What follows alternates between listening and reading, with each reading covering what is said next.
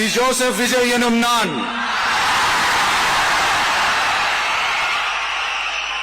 தமிழ்நாட்டு அரசின் முதலமைச்சர் என்ற முறையில் எனது கவனத்திற்குள்ளாவதும் தெரிய வருவதுமான எந்த பொருளையும் முதலமைச்சரின் கடமைகளை உரியவாறு நிறைவேற்ற தேவையான அளவுக்கன்றி ஒருவரிடமோ பலரிடமோ நேர்முகமாகவோ மறைமுகமாகவோ அறிவிக்கவோ வெளிப்படுத்தவோ மாட்டேன் என்று